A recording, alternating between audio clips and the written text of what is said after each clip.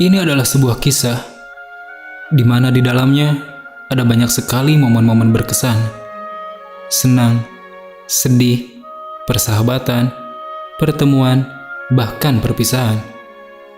Semua itu dirangkum dalam satu bab judul One Piece. Dan di video kali ini, sekedar bernostalgia dengan mereka, aku ingin mengulas kembali momen-momen mengharukan yang terjadi di dunia One Piece. Episode Before Time Skip. Momennya akan aku rutin sesuai storyline di animenya.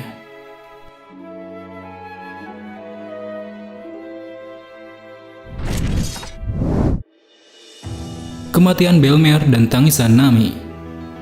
Ada dua momen yang membuatku terharu di chapter Arlong Park ini, yaitu pertama kematian Bellmare. Momen itu merupakan momen flashback Nami yang menceritakan kehidupannya semasa kecil, bersama saudara angkatnya yaitu Nojiko dan ibu angkatnya yaitu Bellmare. Ketiganya sudah hidup bagaikan sebuah keluarga kecil. Namun saat si Arlong manusia ikan terkejam di East Blue ini datang, dia langsung mengobrak-ngabrik kampung halamannya. Bellmare yang merupakan mantan prajurit angkatan laut itu pun langsung mencegahnya.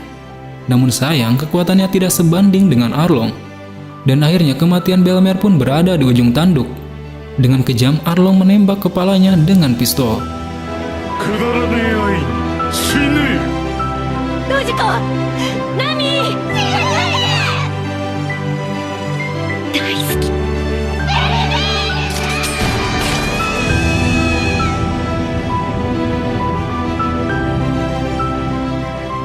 Hal yang paling menyedihkannya di sini adalah Nami dan Nojiko yang saat itu masih kecil, masih polos dan masih butuh sosok seorang ibu.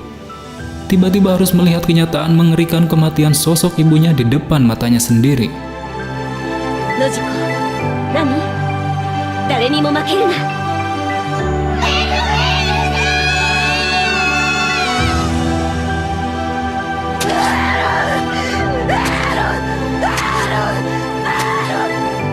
Kemudian momen haru kedua di chapter ini adalah pada saat Nami meminta pertolongan Luffy untuk membebaskan kampung halamannya dari bajak laut Arlong. Jeritan tangisan Nami itu menandakan bahwa betapa kesal dan marahnya dia pada Arlong. Luffy yang saat itu melihat Nami sedang merasa kesakitan, dengan lantang dia pun bicara pada Nami bahwa dia tidaklah sendiri. Topi jerami kesayangannya pun dititipkan pada Nami sebagai tanda bahwa Nami adalah temannya.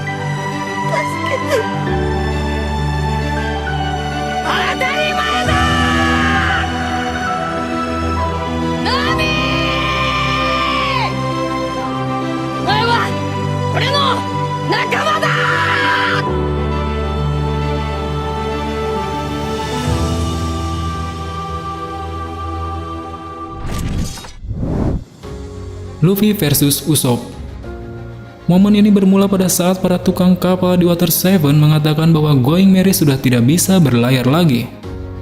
Hal itu pun lantas membuat sang Baka Sencho berpikir keras untuk menentukan apakah kapalnya akan diganti atau tidak. Setelah keputusannya sudah bulat untuk mengganti kapal, namun ternyata keputusannya itu tidaklah sependapat dengan Usopp. Ya kita tahu kan bahwa Usopp ini adalah salah satu orang yang sangat mencintai Going Merry karena dialah orang yang selalu merawat Going Merry saat mengalami kerusakan. Dengan keputusan yang berbeda itu pun akhirnya Usopp memutuskan untuk keluar dari anggota topi jerami dan menantang Luffy untuk bertarung memperebutkan kapal Going Merry.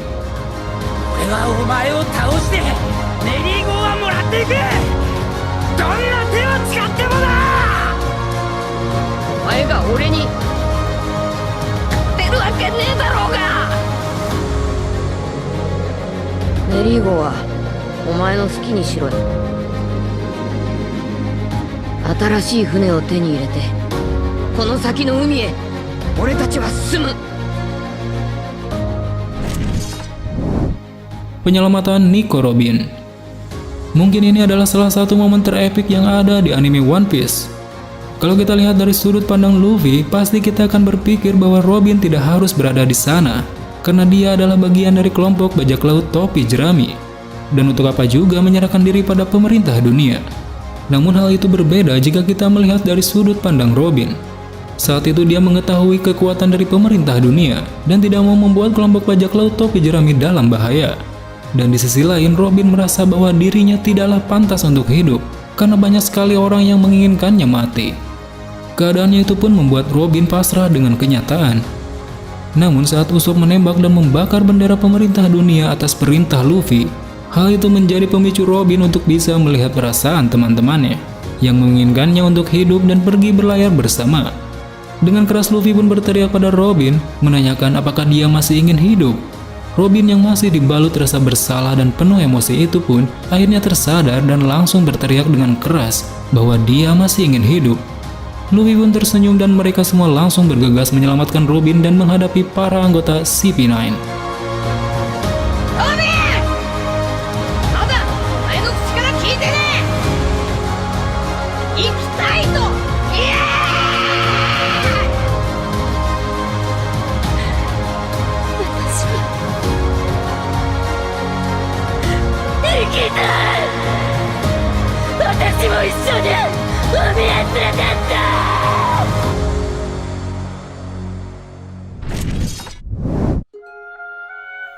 Pemakaman Going Merry. Setelah pertarungan hebat di Enies Lobby, tibalah saatnya kelompok topi jerami harus kehilangan kapal pertamanya, Going Merry. Itu adalah momen yang banyak menguras air mata dan menjadi salah satu momen paling menyedihkan di anime One Piece. Isak tangis seluruh kelompok topi jerami membawa kembali kenangan-kenangan mereka bersama kapal Going Merry. Melihat tangisan seluruh kelompok topi jerami, membuatku gak sadar untuk pertama kalinya bisa terbawa suasana haru pada sebuah benda mati. Ya memang kalau kita melihat kenyataannya, kadang kita akan merasa kesal juga kalau barang yang kita sukai dan sudah kita urus dengan baik-baik harus menghilang begitu saja. Jadi gak salah, berpisah dengan benda mati yang kita cintai. Rasanya seperti kita berpisah dengan sang pujaan hati.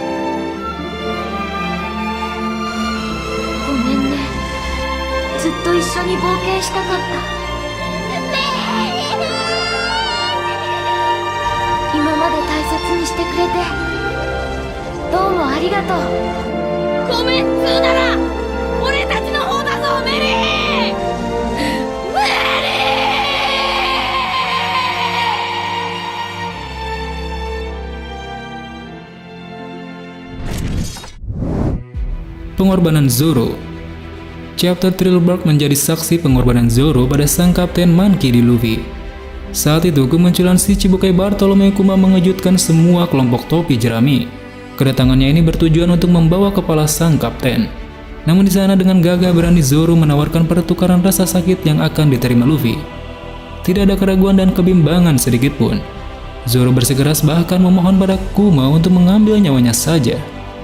Dari sini kita bisa melihat loyalitas Zoro sebagai anggota topi jerami yang sangat menghormati kaptennya.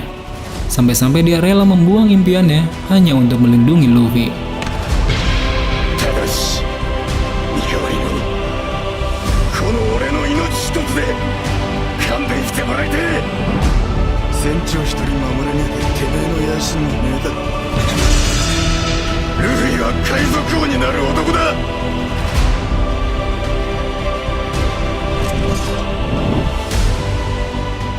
Kekalahan di Pulau Sabaody.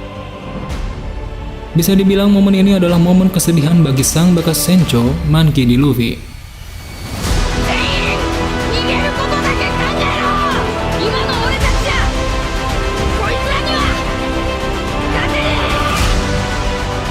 Sebagai seorang kapten di bajak laut topi jerami, dia tidak mampu menyelamatkan teman-temannya dari serangan musuh, baik itu dari Kizaru, Pacifista, dan Bartolomeo Kuma. Yang pada akhirnya di depan matanya sendiri dengan sekali pukulan dari Kuma, teman-temannya menghilang satu persatu. Tanpa tahu maksud dan tujuan dari Bartolomeo Kuma, raut wajah Luffy pun bereaksi menandakan bahwa dia kesal tidak bisa melindungi teman-temannya. Jujur, aku sendiri juga kaget saat pertama kali melihat episode ini. Apakah ini akhir bagi kelompok topi jerami atau bagaimana? Ya mungkin inilah kemampuan Oda Sensei yang mampu membuat kita sebagai penonton bisa terbawa emosi, sekaligus bertanya-tanya akan seperti apa jalan cerita ke depannya.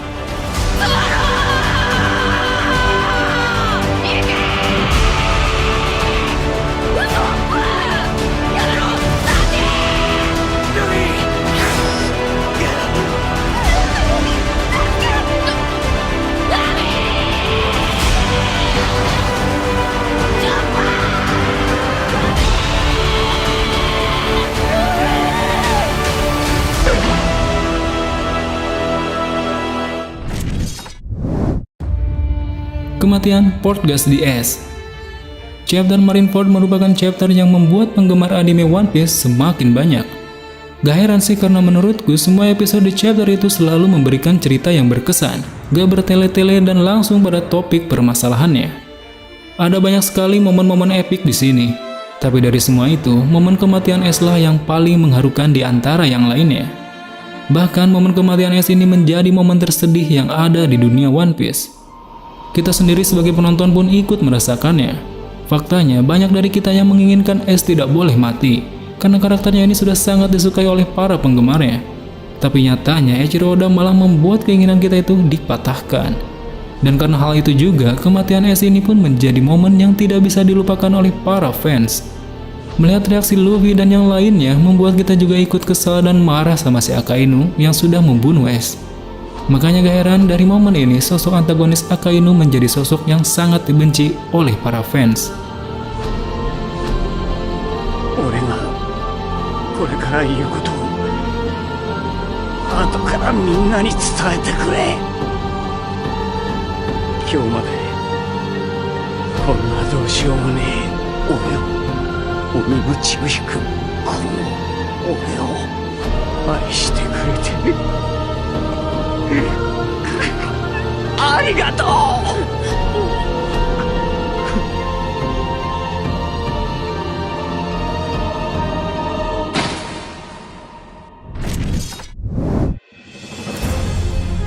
Kematian Shirohige dan pesan terakhirnya.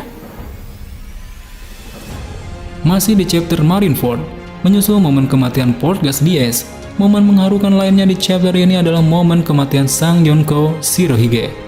Kematiannya ini tak luput dari penyesalan seluruh armada bajak laut Shirohige, di mana mereka tidak bisa melindungi kapten atau ayahnya sendiri. Karena saat itu Shirohige sendirilah yang memerintahkan semua anggotanya untuk pergi dari Marineford. Karena dia menyadari bahwa dirinya sudah terlalu tua untuk berlayar dan harus memberikan kesempatan dan harapan pada mereka yang masih muda. Menjelang ajalnya, dia memberikan sebuah pesan bagi seluruh bajak laut dan memberikan peringatan pada angkatan laut dan juga pemerintah dunia, bahwa nanti di masa depan akan ada orang yang bisa melanjutkan semangat Goldie Roger dan menyatakan pada seluruh dunia bahwa One Piece itu memang benar-benar ada. Hal yang membuat kita terharu di sini adalah bagaimana Shirohige mengorbankan nyawanya untuk masa depan mereka yang masih muda.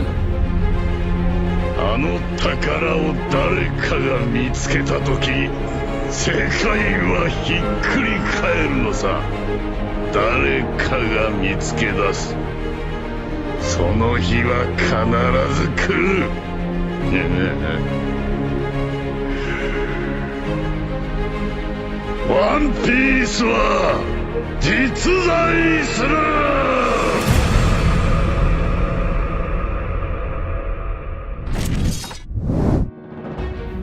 Kemarahan Dadan pada Garp. Melanjutkan cerita pasca Marineford, rupanya kematian Es berdampak pada beberapa orang terdekatnya termasuk Dadan, orang yang selalu mengurusnya sejak kecil. Saat si Garp datang ke desa Fusa bersama pasukan angkatan lautnya, tiba-tiba si Dadan langsung menghajar Garp dan melampiaskan amarahnya sambil mengolok-olok gelar pahlawan angkatan laut. Saat itu Dadan begitu terpukul atas kematian Es. Dia sangat kesal pada Garp yang tidak bisa berbuat apa-apa di sana. Sampai nyawa Es pun harus melayang. Menurutku di sana Garp juga patut dikasihani, karena mau gimana lagi tugasnya yang seorang angkatan laut bertentangan dengan jalan Es dan Luffy yang menjadi bajak laut.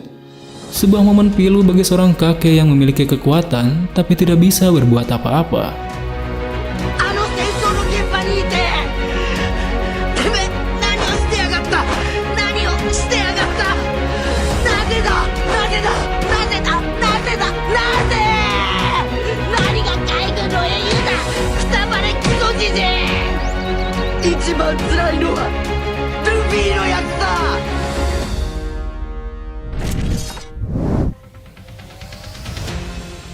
Time skip. Sejak kematian kakaknya, Luffy begitu frustasi untuk menerima kenyataan pahit bahwa dia tidak bisa melindungi orang yang dia sayangi. Namun di tengah kesedihannya itu, akhirnya Jinbei bisa membuatnya bangkit kembali. Melihat kenyataan bahwa teman-temannya masih hidup, dia pun memberikan pesan rahasia 3D2Y yang artinya mereka akan berkumpul 2 tahun lagi dan bukan 3 hari lagi. Selama 2 tahun itu pun semua anggota topi jerami mengasah kemampuannya dan berlatih keras untuk menjadi lebih kuat. Dan hal lain yang membuat kita terharu dengan momen ini adalah bagaimana semua anggota topi jerami menetapkan dirinya untuk mengantarkan Luffy menjadi Raja Bajak Laut. ルフィ、おめえは俺に夢を持たせてくれた。船長の望む場所ぐらいどこへでもちゃんと連れてってあげられなくっちゃ。あいつには俺様の力が必要なんだ。じっとしてなんかいられない。生き抜いて頼む、俺に剣を教えてくれ。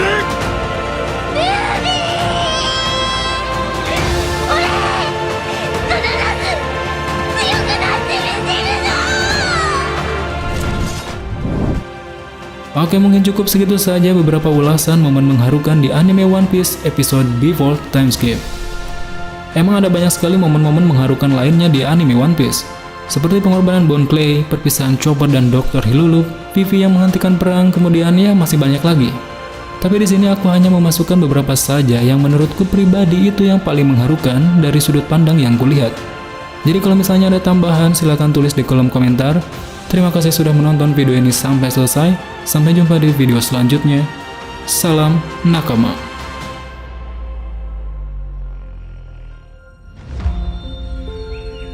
海賊麦わらのルフィはちょっと休業だ。